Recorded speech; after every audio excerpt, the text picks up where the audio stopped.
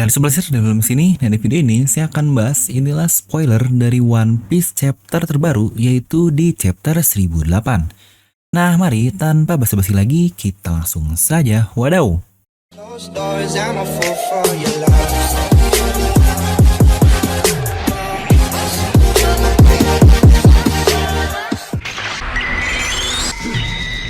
Nah seperti biasa, sebelum lanjut ke video ini jangan lupa untuk subscribe dan juga nyalakan bel notifikasi ya, karena kalian tidak akan tertinggal informasi menarik hanya di channel Devil Nomi. Serta pastikan kalian menonton video ini sampai habis, jadi tidak ada informasi yang miss dan juga yang setengah-setengah. Serta nih buat kalian juga yang ingin join menjadi membership channel Devil Nomi, dimana saya sering live juga nih, apalagi video spoiler ini. Dan banyak yang ngebacain saya dengan stiker-stiker yang ada nih. Kalian bisa langsung klik tombol join di sebelah tombol subscribe. Nah akhirnya setelah libur 1 minggu kemarin nih yang dipenuhi darah dan juga keringat, karena ya mikir aja anjing ditutup chapter lalu dengan kemunculan Kozuki Oden. Jadi wah rame banget kan, dibahas di mana-mana. Di YouTube lah, di forum lah, di podcast apapun lah di Indonesia dan luar negeri. Masih mending nih kalau diskusinya jadi buka wawasan. Wah ini mah orang-orang pada ngegas bos. Tapi oke lah, karena ya kirain jika tipikal Oda udah munculin hal misterius nih di akhir chapter lalu akan dilempar ke hal-hal yang lain dulu. Ya seperti contohnya kasus siluet Kaido Hybrid lah, lalu juga orang misterius di chapter 1004.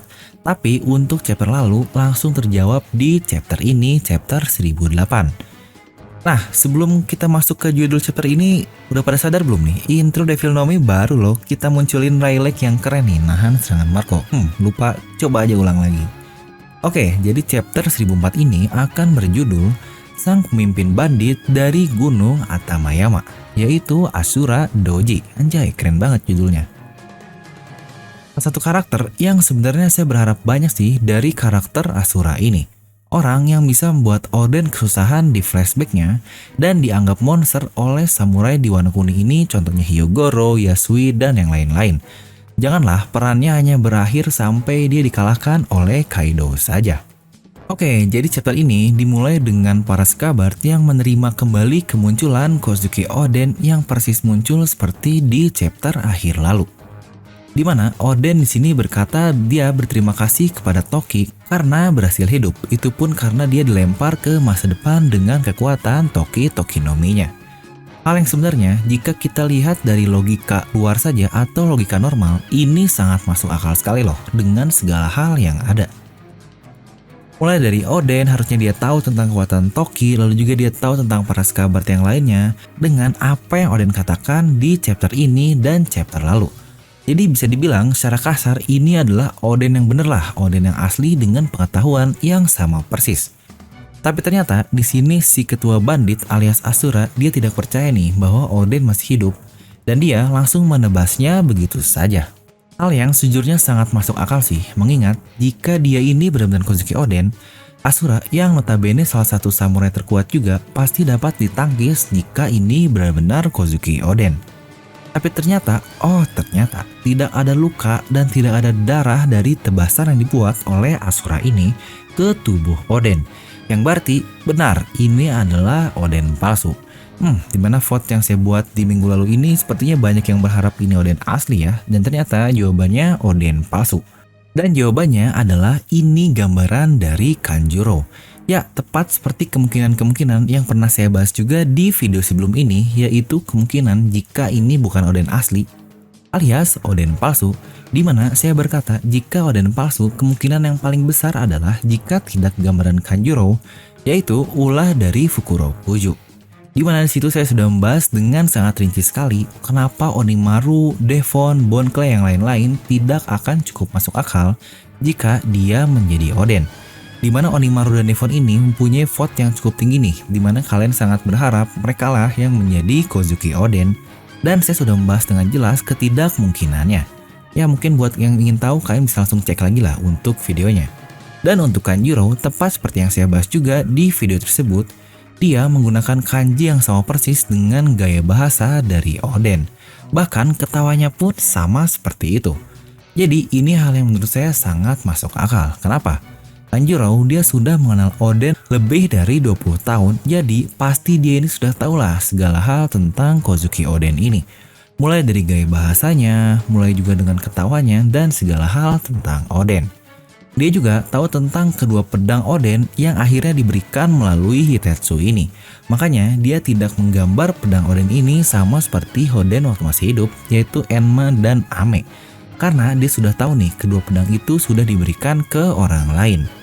Dimana mungkin miss-nya yang saya katakan di video itu adalah untuk apa Kanjuro ini melakukan hal itu. Yang akhirnya memang belum terjawab nih hal tersebut di spoiler kali ini. Ya semoga Oda memberikan alasan yang masuk akal lah ya. Dengan alasan kenapa sih Kanjuro harus membuat gambaran Kozuki Oden. Apakah untuk membuat para sahabat ini emosional atau ada hal lain yang akan dijelaskan oleh Oda ini.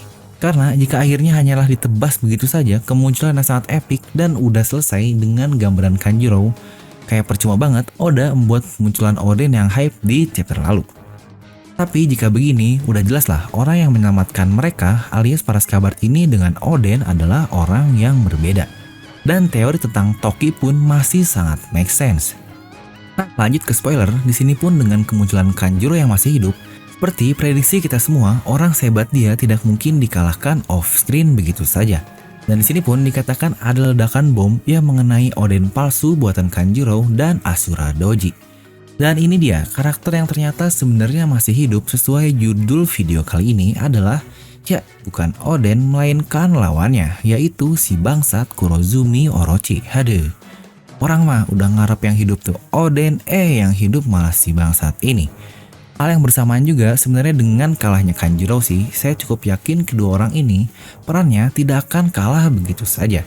Kanjuro kalah off-screen dan Orochi kalah di Black begitu saja oleh Kaido itu bukanlah hal yang pasti terjadi di serial One Piece.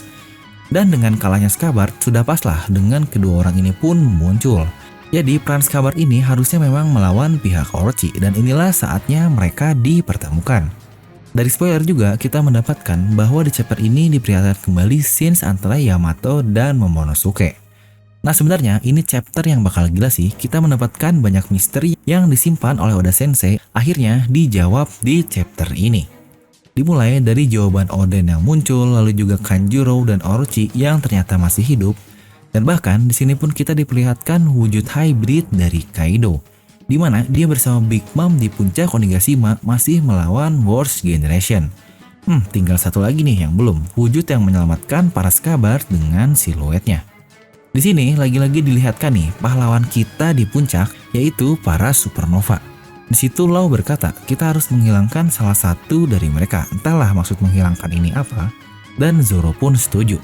Di sini Kid melanjutkan dengan melawan mereka berdua sekaligus kita seperti ada di neraka. Ketika semua orang setuju, Luffy malah menjawab, saya sudah sering berada di neraka berkali-kali. Waduh, bener-bener dah. Apakah Senchou kita ini ingin melawan dua-duanya sekaligus? Aduh.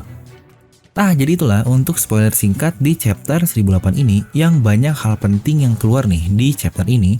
Hal-hal ambigu yang dibuat oleh Oda Sensei mulai dari awal perang di Onigashima. Ya, jadi intinya masih belum klimaks lah, eksekutif pun masih ada. Harusnya minggu depan pun tidak libur sih, jadi itulah info baik juga yang bisa kita dapatkan. Nah, jadi itulah untuk spoiler kali ini, mungkin kalian bisa langsung tuliskan pendapat kalian di kolom komentar di bawah. Dan buat kalian juga yang ingin merchandise channel Devil Nomi, kalian bisa langsung klik link di deskripsi video. Dan seperti biasa, semoga kalian terhibur dengan video ini. Like aja kalau kalian suka, dislike aja kalau nggak suka. Jangan lupa untuk subscribe dan juga share video teman kalian. Gue Devil Nomi pamit and I'll see you guys next time.